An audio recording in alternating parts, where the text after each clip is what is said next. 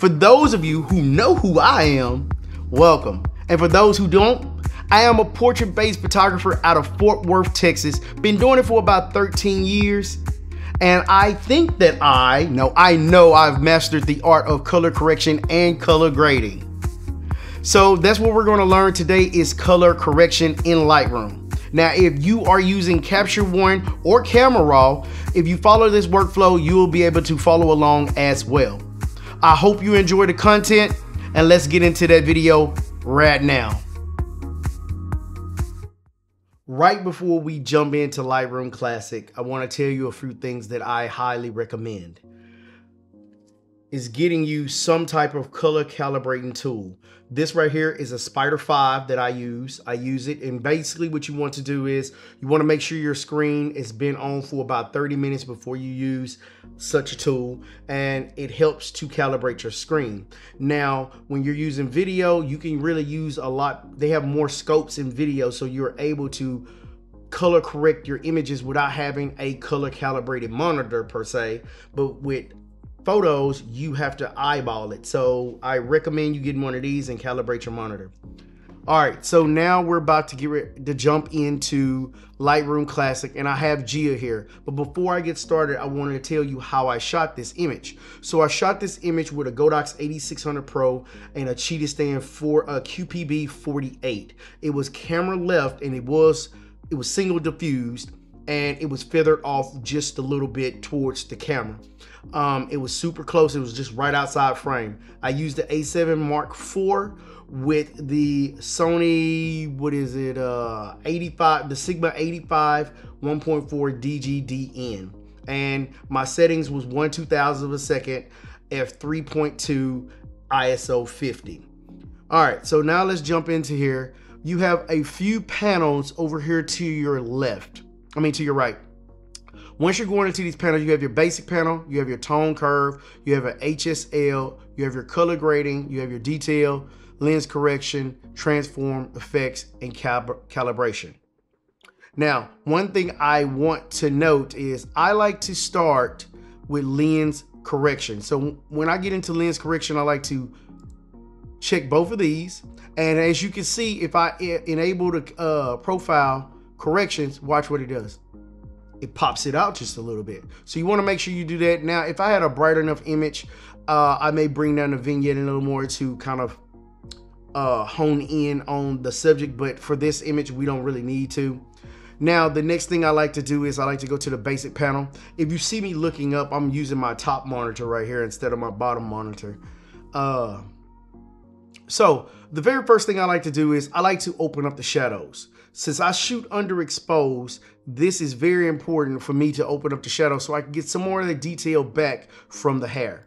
So I'm gonna open up the shadows, not all the way, maybe like to 85. And then the highlights, most times I like to bring down the highlights, but now I need to bring up the highlights. I don't wanna go too far because I don't want to blow out her skin.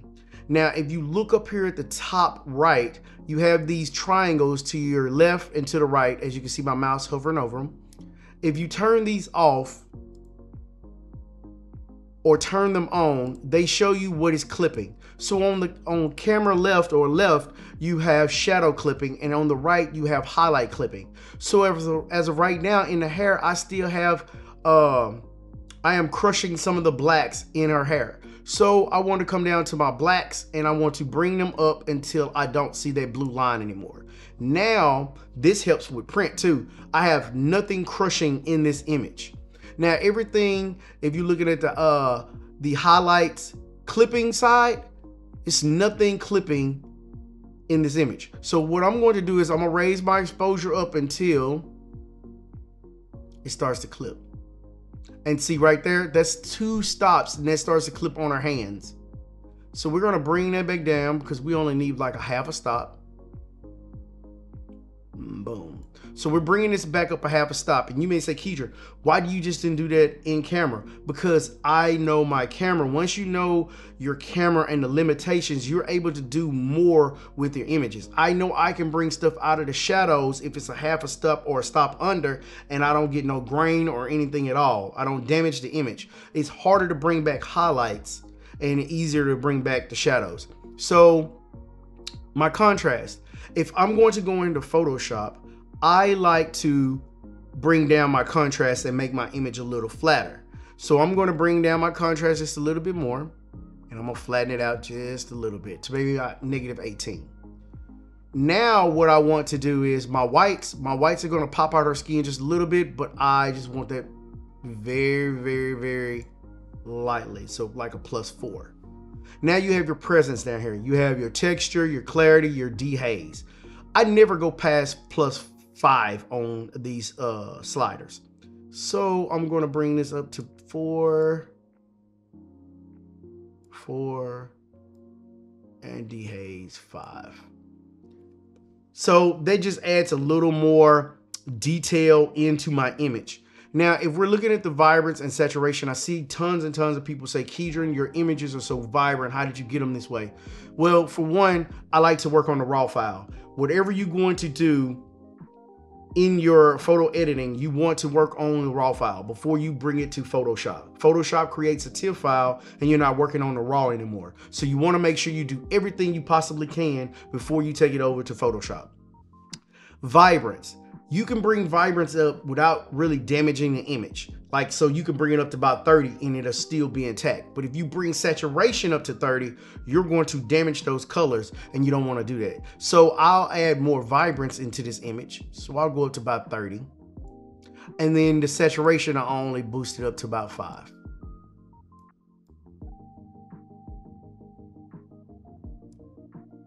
Perfect. Now, what we have here now, I'm gonna hit Y on my keyboard to show you the before and after. Look at that. That's what we've done so far with just the basic panel and lens correction. So we're gonna hit Y on our keyboard to turn off the before and after. And then we're gonna go down to camera calibration. When you own scene, you can use a color checker passport, which you can get at B&H as well. And you can put it up next to your subject and take a picture of it. And you can import that profile into this calibration tab right here. Me, I like to do it manually, and that's what I'm gonna show you today. So first, what you wanna do is you got your red primary, your green primary, and your blue primary. What I like to do is work with my hues first. So I'm gonna bring my hue all the way down to see what it's touching. It's touching her face and pretty much the whole image. So I like to slide by slider back and forth until I get her skin tones about right. So that means this particular image, which each image is different, it's a -19. Now we're gonna go to our hue for our green primary, and we're gonna do the same thing. We're gonna go back and forth until I find a color I like. So we're just gonna do a +11 right there. And this is all by eyeball, so this is all by taste, but you need to be very generous or easy with these sliders. All right, our blue. Now on my blue, I'm not so much looking at her skin because I can bring back her skin later, and we're gonna see that in a second, but I'm looking at the background. I want to add that teal and orange kind of look, so I'm going to bring that back to about a -18 right there. So that's how I like to start my images off on raw. Now, if we go back up to the red primary, we're gonna start messing with the saturation. Now we're gonna mess with the saturation to see how much saturation we need in the image. So I want to take some of that out, so a -14 there. And about right there. And about right there. So +5. And I really don't look at the slider numbers too much. I kind of look on screen because it's going to give me my best look. Now, if we hit Y on our keyboard, that's what we've done so far with lens correction, the basic panel, and calibration tab. Hit Y on our keyboard again. Now we're going to go to the HSL tab. This is the most powerful tab in Lightroom that you can use. You have hue, saturation, and luminance. I like to start with luminance first, and the reason why is because I want to see what I'm touching in that particular image first, and then that'll give me a guide of what I should do in my saturation and hue tab. So oranges, yellows, and reds are going to be mostly the skin tones and some of the background. So if we mess with the oranges and bring it all the way to our left, we see that it's touching the skin and it's touching some of the background. So I want to brighten up her skin just a little bit to about +3. And then the yellows, let's see what that's touching. Okay, that's touching the actual grass, so I'm gonna bring that up. I want to brighten the grass up a little bit. And then the reds are touching some of her skin and her lips. So I'm going to brighten that up just a bit. Now we have our green, aquas, and blues. The greens, we don't really have anything in the image that's really green. If you want to reset this, just double tap this little icon here. Our aquas. Okay, so that's touching the sky. I want to bring my sky up just a little bit more, and my blue should be touching my sky as well. So I'm gonna brighten that up some there. Do we have any purples in the image? Nope, no purples. So we just double tap that, reset it. Magentas, no magentas in the image as well. So we're gonna reset that. So now we have reds, orange, yellows, greens, aquas, and blues that we can touch in this image. So now we're gonna go to our saturation. Remember, oranges are touching the skin tones, and this is how you can get your skin tones, no matter if it's black skin, white skin, or any other nationality skin. This is where you're going to get this at. So we're going to mess with our oranges right here, and either we can add saturation to it or we can take it out. So we're going to take it out just a tad. Actually, we're going to add just a little bit in, just a tad. And then the reds are messing with her lips and her face. So we want to add just a little bit of that. And the yellows were the background, like the grass. So we're going to add that, and we're going to add just a little bit of greens in there.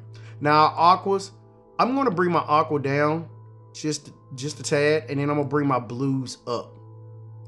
And then purples and magenta we didn't touch at all. Now we want to go to our hue tab. Remember, on the hue tab, you want to be very light with these sliders, because this can damage your image. So watch what I do. So on our oranges, she got a little red in her skin. We want to bring out some of that and bring more of like a yellowish kind of tone to it.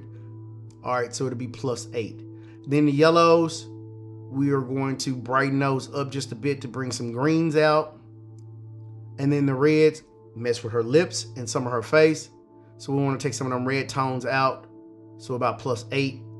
And then our blues, I'm gonna bring those down because I like the aqua look in the sky just a little bit. This is personal preference at this point. And then that is it for that tab. So if we hit Y on our keyboard, we can see a before and after. Look what we've done so far. Let y'all meditate on it just a little bit. All right, so now you remember when we took out our contrast at the beginning of this tutorial. This is where our tone curve comes in, where we add more contrast back into our image. So with you want to make sure you're on the curves, parametric curve, and then you can change like all of these too if you need to, but we're going to do the parametric curve. Now on my darks and shadows, I never go past a -5, and on my highlights, I never go past a +5. So let's do that. And this is going to add contrast into your image.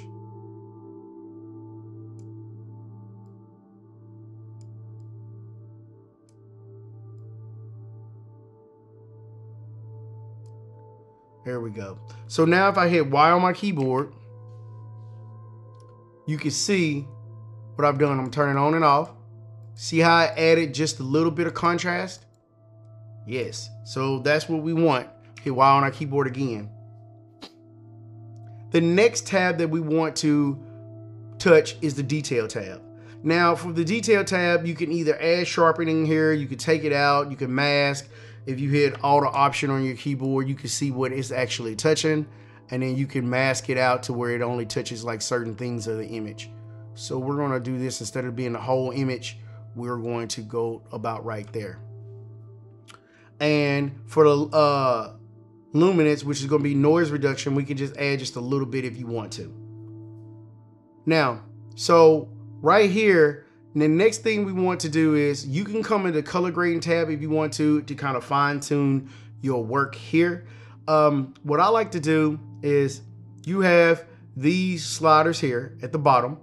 This is going to be your highlights, this is going to be your shadows, and this is going to be your midtones. Your midtones are going to be pretty much her skin. So if I brighten this up, it can brighten up her skin tones just a little bit. And then you got the shadows, which you can kind of open up the shadows just a little bit. So I'm gonna open up the shadows just a tad. And then the highlights, I'm gonna bring down, I'm just gonna reset those. I'm not gonna touch the highlights at all. Now, if we wanted to do the skin tones, as you can see, you can move all this around and you can like kind of fine tune a lot of different things here. And you can get your image to where it's color graded if you need to. So if you hit a point here and then you just roll this to the side, you can kind of get like different looks in your image. So if I hit Y on my keyboard again, look where we're taking that to. So this all I want to do is right here, we've brought them greens out in her outfit just a little bit. Now if we hit Y on our keyboard again, we come back. Now, Lightroom has brought out a new feature that is masking. So how we normally mask in the Photoshop, you can mask here, but it's very limited, but it's very powerful. So if we go to our masking tool, which is going to be in our top right, it says a masking, or you can hit Shift W. We're going to click our masking tool, and the mask has been activated. Under this, you have add new mask, you got select subject, and then you have select sky. You have your brush, your linear, your radial, color range, luminance range. We're going to use select subject, and this tool is very, very powerful and very, very accurate. So we're going to let it detect itself, and it's going to make a complete and perfect mask on our subject. Voila, that was easy. So now what we want to do is we're going to mess with our background first. So we're going to hit invert. Once we invert this mask, now we can bring down our exposure if we want the exposure to be darker or if we want the exposure to be brighter. This is where you can really fine tune your image and make your subject pop out. So right here, I'm just going to darken it down by a -17 or 23. That's how I like my images. I like my background to be a little bit darker than my subject. So even if you shot your image brighter, this is a tool where you can bring back and edit how you wanted it to look. So now you can either add contrast in the background just a little bit. You can change the temperature of the background if you needed to. You can warm it all the way up. It's all up to you. The possibilities are endless here. So we're just gonna do an 8, and then we're going to just add a -4 there for the background. The whites, we don't really need that. Shadows, I'll bring that up just a bit. All right, so now we have that. We can create a new mask by hitting the plus icon up here at our top right. We're gonna hit select subject again.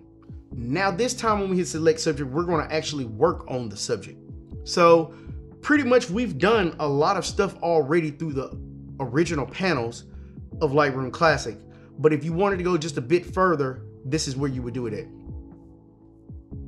All right, so now if we wanted to add more contrast into our subject, and if we wanted to brighten her up just a bit to like +10, and then we could open up the shadows just a bit to pop out our hair just a little bit more. And then we can go to 0.05. Right there. So if we hit Y on our keyboard, look what we've done. This is how powerful Lightroom is. A lot of people don't understand how powerful Lightroom is. It is a powerful editing tool that you want to work on everything that you're going to do in your Lightroom, you want to work on it on the raw file. So we're gonna hit Y on our keyboard. And then now what I want to do is over here to my camera, to her right, our right, her left, this is a little dark. So I'm gonna hit the plus icon over here on my masking, and I'm gonna grab me a linear gradient, and I'm gonna brighten this side up just a little bit because the sun was coming from this side. So grab your little marquee tool, and you just want to go gradually here. As you see, the red is showing you what everything is going to affect. Now, if I brighten this up some to about 91, and then I can warm it up over here if I need to. Right about there. And that's good for me. You can hit done down here. And then if we hit Y on our keyboard, That's our before and after on our image. So now what we're going to do is I'm going to take this over to Photoshop. So when able to get it into Photoshop, we're going to hit Y on our keyboard here. We want to hit Control E or Command E on a Mac. And we're going to let Photoshop open up. All right, so we're in the Photoshop right now. And the very first thing we want to do is we want to make a new layer. In order to make a new layer, you can hit Control J or Command J on a Mac.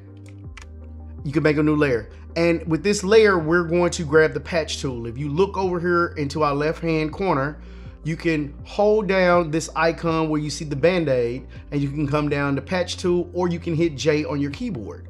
Once you hit J on your keyboard, you want to hit Z on your keyboard to zoom in on your image. And as you can see, it's like super sharp. So here we go. Right here. And then we want to hit J on our keyboard to bring up our patch tool. When we got our patch tool, I like using the patch tool because I can make small little circles to clone out any imperfections that I need. As you can see now, I'm just cloning them out here gradually. And you want to take your time and just do small areas when you're doing your patch tool. It's so many ways to do certain things into Photoshop that you can get the same results. So this is just one way.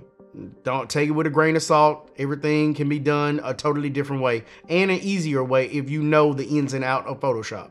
But I want to keep it basic for you so you will be able to do it instead of all that advanced stuff that you can do.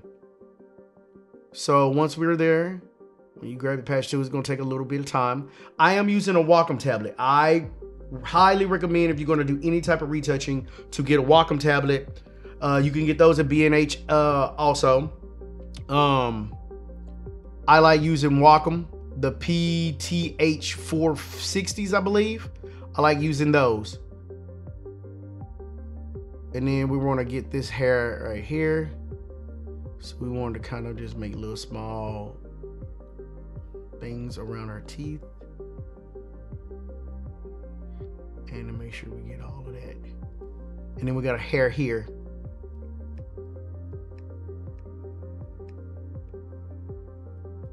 Okay, so that's pretty much all the imperfections that I will do for this image here.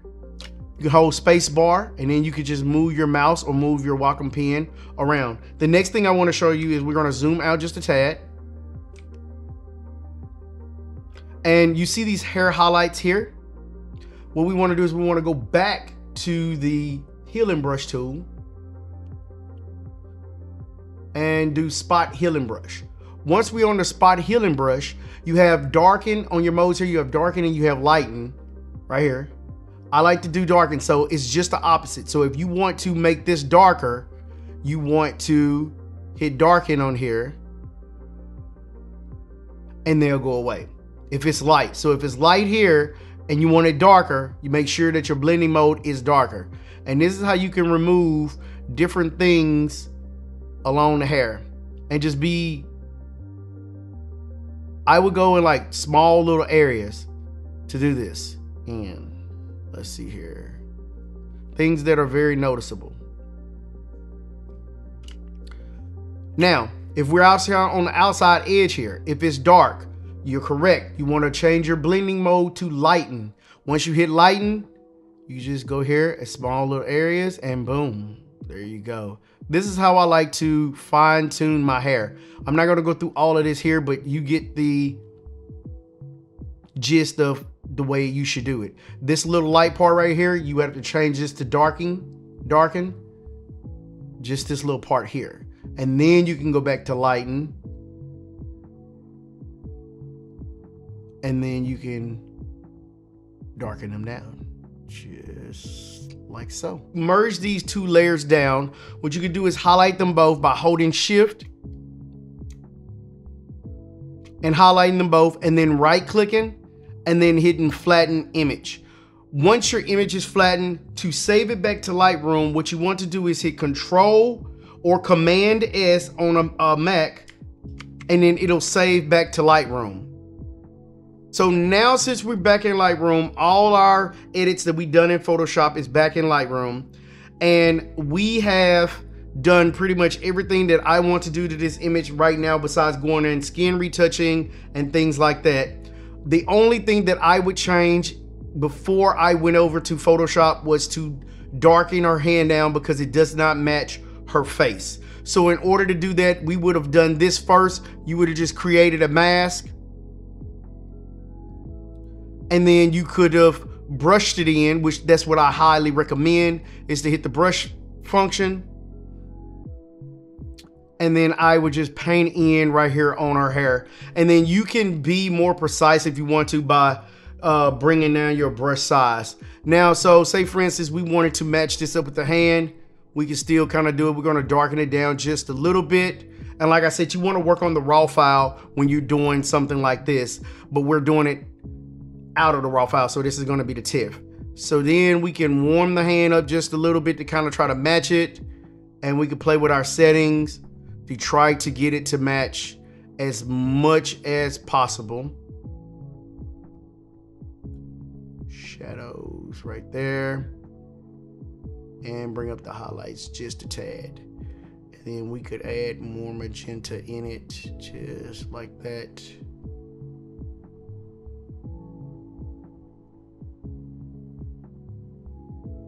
Right about there. So that's pretty much what I would have done. And then you just hit done down here.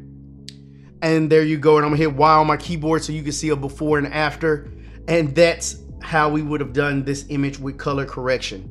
So if you like this video, I definitely want you to let B&H know how you liked it and if it was helpful. You can find me on all platforms at 924 Photography on Instagram and YouTube. So thank you again for tuning in to the Depth of Field 2022 conference. And I'm gonna see y'all in my next video.